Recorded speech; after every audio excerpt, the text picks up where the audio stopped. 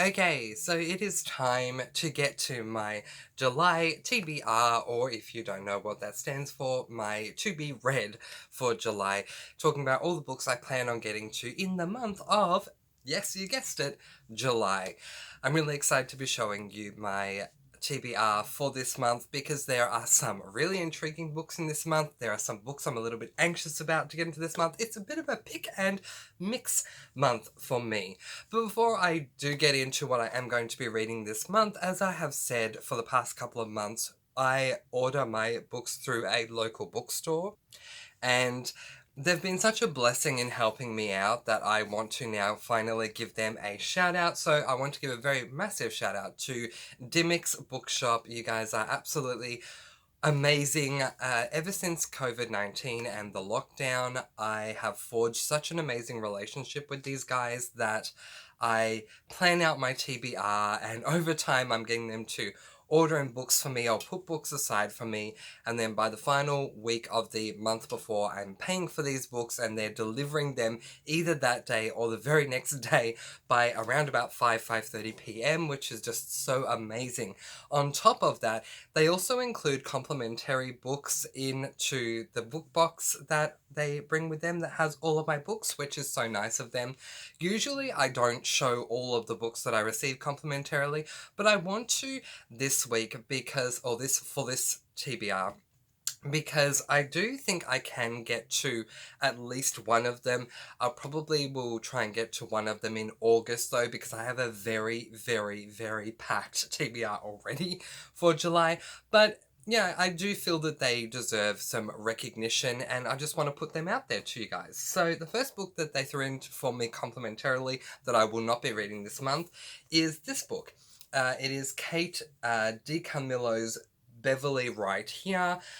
So I don't know much about this book at all, other than the fact that it is the third book in a series. I'll quickly read the blurb on the back. It says, "This was what Beverly wanted, what she always wanted, to get away as fast as she could, to stay away." So I have not read this series at all, and because this is the third book in this series, if I am going to read this series, I am going to have to start with book one, but I felt that the book and the author deserve some recognition, so that is this book, Kate DiCamillo's Beverly Right Here. The second complimentary book that my bookstore has given to me, that if I had room, you guys, I would definitely be reading this book because it sounds so amazing, is Sophie Gonzalez's Only Mostly Devastated. So this book, the premise on this book at the back says, "An utterly joyful queer reimagining of Greece." Oh my god. It sounds so incredible. So I don't have room for it on my July TBR list, but I'm going to try and see if I can fit it into my August list because it sounds so good. In fact, I had a sneak peek and couldn't resist reading the first page, and I was so hooked after the first page that I had to force myself to put it down.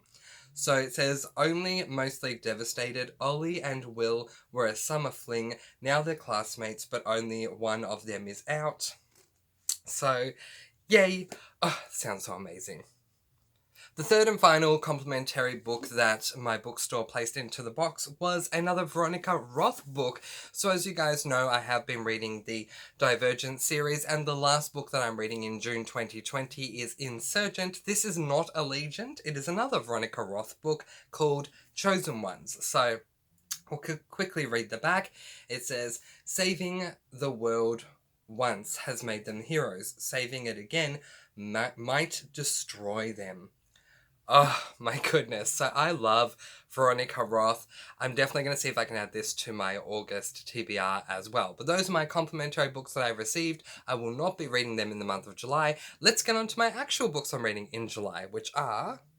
Well, before I get on to discussing what I am going to read in July, I just want to remind you, or if you're new to my channel, let you know that there were two books that I was going to read in June that I did not have time to get to because I missed a few days after going away.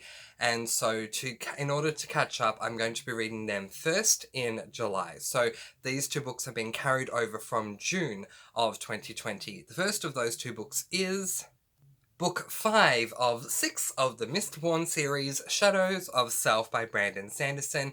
The Mistborn series is a series that I absolutely love, and the first era received, every single book of the first era of Mistborn, the first 3 books received 5 stars from me. The second series, or should I say the second era, is more known as the Wax and Wane series. I don't remember what I gave the first Wax and Wane series book. It is up here somewhere. It's kind of just peeking through. It's this one right there. And I don't remember what I gave it, but it wasn't rated as highly as the first era. We'll see how we go. We'll see how we go. But anyway, this is an adult fantasy. It's book 5 out of 6 for the Mistborn series. It is 383 pages long, which makes it a half tome.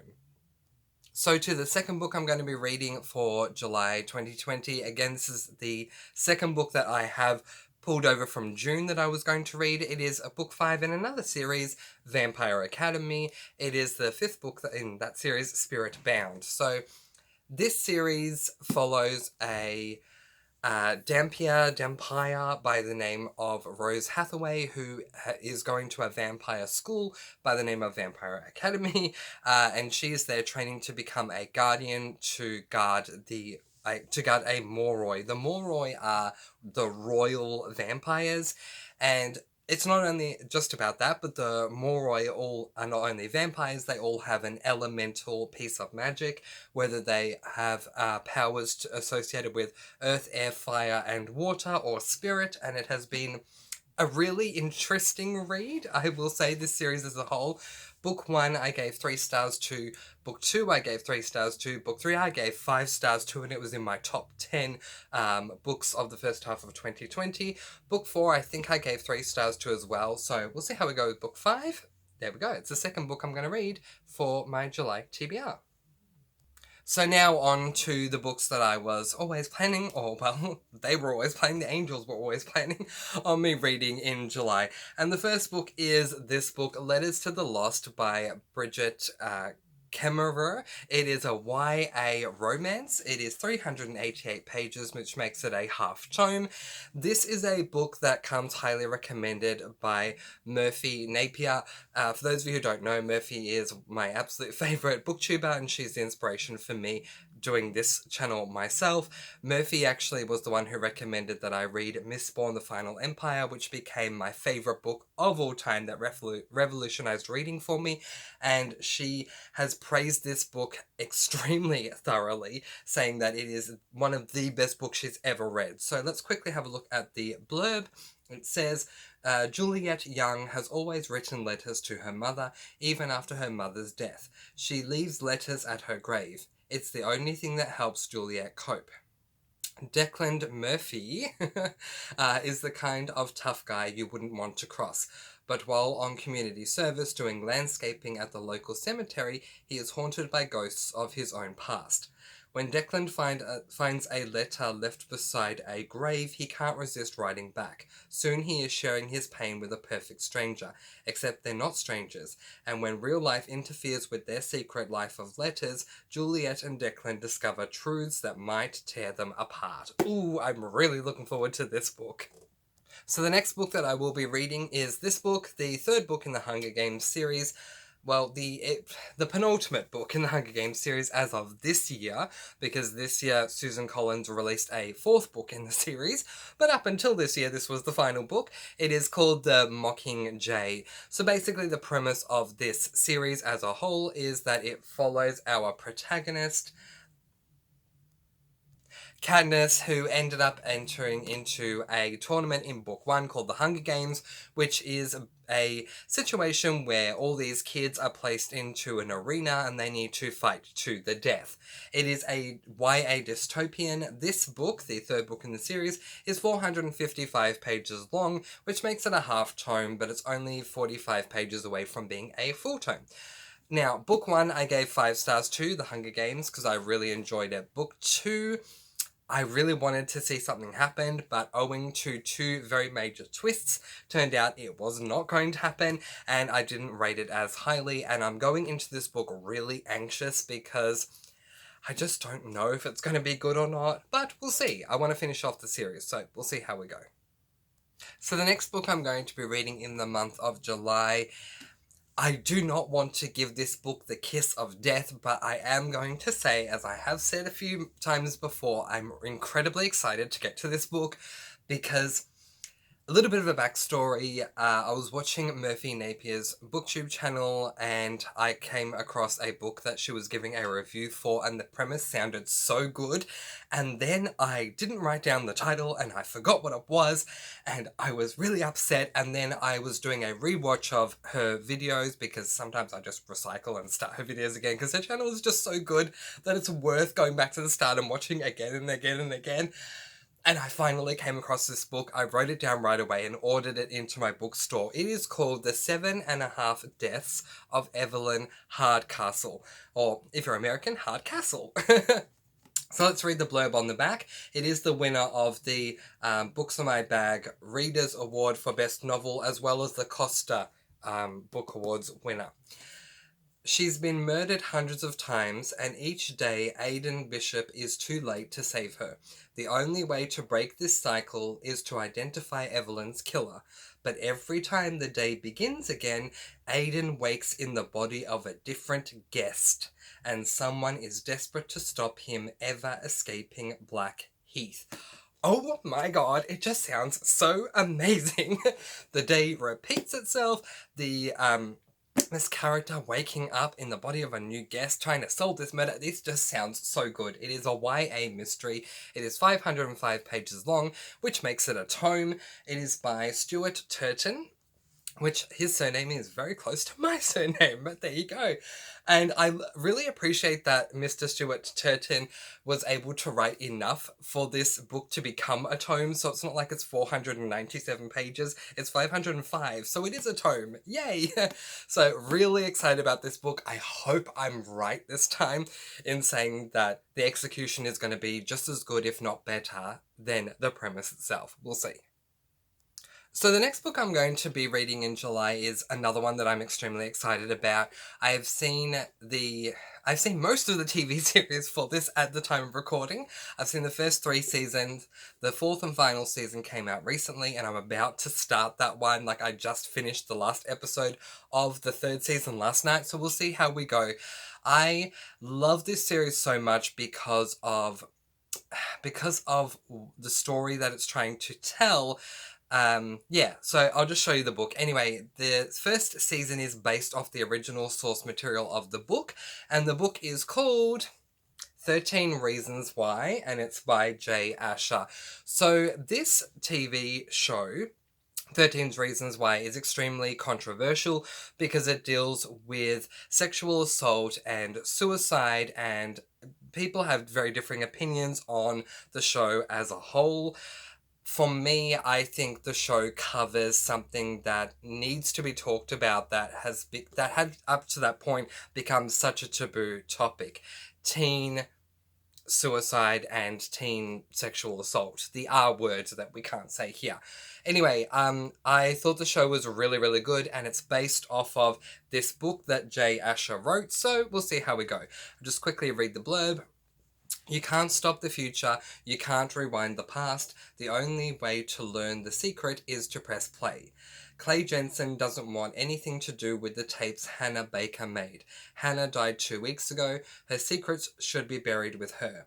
Then Hannah's voice explains that there are 13 reasons why she died, and Clay is one of them. If he listens, he'll learn that he is, in some way, responsible for her death. All through the night, Clay keeps listening. He follows Hannah's recorded words around his small town, and what he discovers will change his life forever. I read a very hard-hitting book last month called My Dark Vanessa. I think 13 Reasons Why is a great way to follow up with a very hard-hitting topic that needs to be written about. So the next book I'm going to be telling you guys about is one that I'm extremely nervous to read because of how many pages are in this book. There are 735 pages in this book, which takes it only 15 pages away from being a tome and a half. So that book is called The Black Prism, and it is by Brent Weeks. This is an adult fantasy, and I want to give a big shout out to my dad, who brought this book for my birthday, and I wasn't able to read it in May because my May TBR had been filled up, and then my June TBR got filled up really quickly, so I'm finally going to be reading it in July. We will see how we go. Let's read the blurb on the back. It says, Guile, I think Guile or Gile, is the Prism, the most powerful man in the world. He is High Priest and Emperor, a man whose power, wit and charm are all that preserves a tenuous peace. Yet prisms never last, and Guile knows exactly how long he has left to live. When Guile discovers he has a son, born in a far kingdom after the war that put him in power, he must decide how much he's willing to pay to protect a secret that could tear his world apart. It is an adult fantasy, 735 pages, which makes it a tome, but as I said earlier, it's only 15 pages away from being a tome and a half. While I'm extremely nervous to be reading this book, I did my schedule last night, and I am going to be reading this particular book because of how long it is. I'm going to be reading it over the course of 5 days because I don't want to rush through and read like 300 pages a day. So I'll be reading something like about 130 to 150 or so pages a day. So it'll be a slower read for me so that I can absorb it a lot more. So just letting you guys know. The next book I'm going to be reading in July 2020 is one that I'm extremely proud to be reading on this channel. I have been saying very, very recently that the LGBTIQ plus books have been greatly underrepresented on this channel, and it's about time I do something about it, and so here we go. The next book I'm going to be reading is called Captive Prince by C.S. Picard or Passat. I'm sorry, I don't know how to say the surname. This is book 1 in the Captive Prince trilogy. It is an adult male fantasy. So male means that the central couple are 2 men. So let's read the blurb. Damon is a warrior hero to his people and the rightful heir to the throne of Aquilos, I think.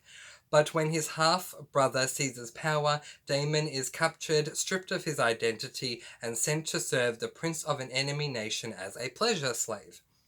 Beautiful, manipulative, and deadly, his new master prince, Laurent, epitomizes the worst of the decadent court at Via. But in the lethal web of Veritan politics, nothing is as it seems, and when Damon is caught up in a dangerous play for the throne, he is forced to form an alliance with Laurent to survive and save his country. For Damon, there is just one rule: he must never reveal his true identity, because the one man Damon needs is the one man who has more reason to hate him than anyone else. I also want to point out this cover. How beautiful is this cover? Beautiful gold writing and the lovely, I think it's meant to represent a bracelet, I don't know, but I just love this cover. It's really pretty. This is an Australian version cover too, and for once I think that we have the better cover in Australia, so there you go, just had to show that off. The next book that I'm going to be reading in July is extremely controversial, and it has been around for 3 years, and I knew the moment it was released, I knew the moment it was talked about, but I've managed to ignore it for 3 years because I just didn't want to read it, but after last month I don't think I can ignore it any longer, so I'm finally going to be reading this extremely controversial book called Harry Potter and the Cursed Child.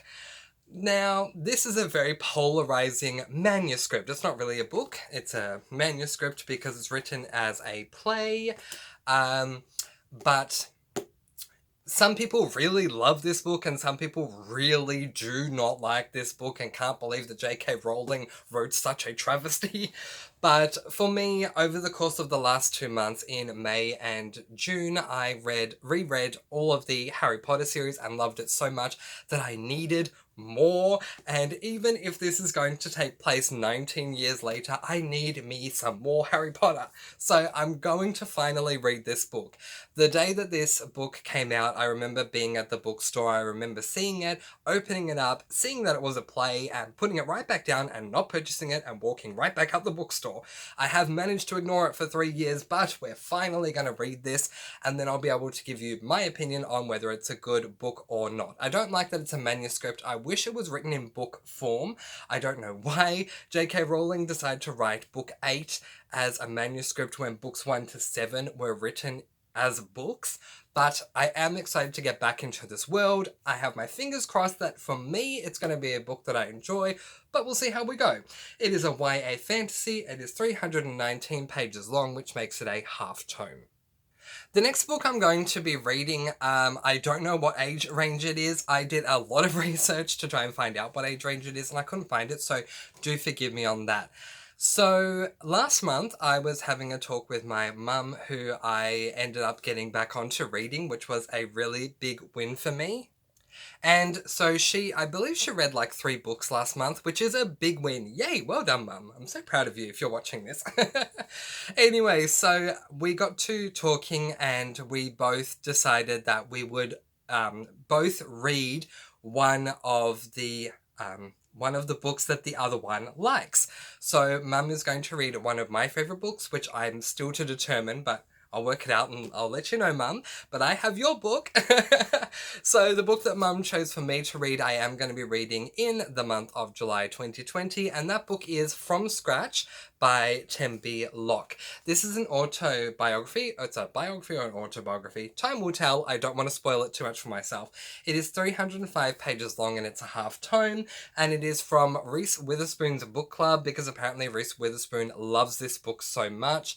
Now, the 3/4 of this book is the story, and then the last quarter is recipes, which is fine because I like to cook and it'll be good to see the recipes. According to my mum, this is an amazing read and it's just really beautiful and she thinks I'm really going to love it, so we'll see how we go.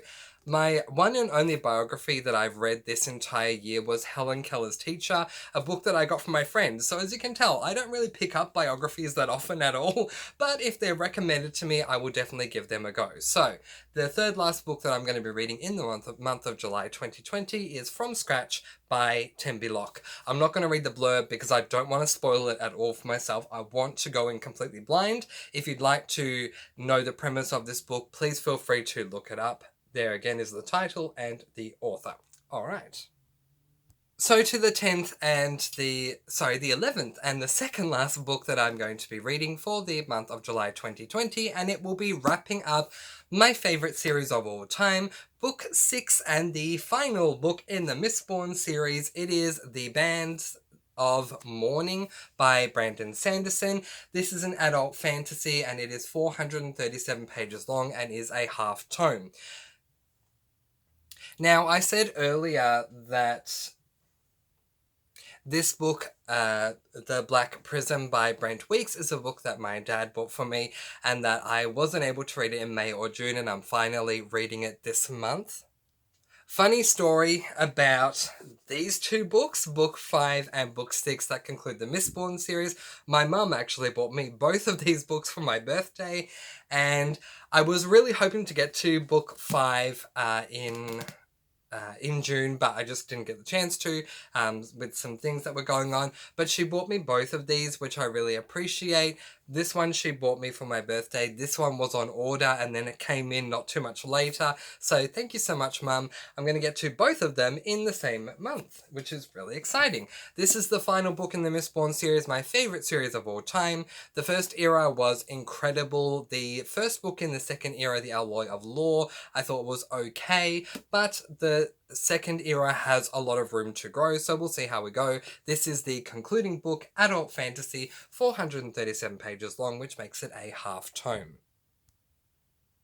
And speaking of concluding series, the final book that I'm going to be reading in July of 2020 is this book, the 6th and final book in the Vampire Academy series, Last Sacrifice by Rochelle Mead.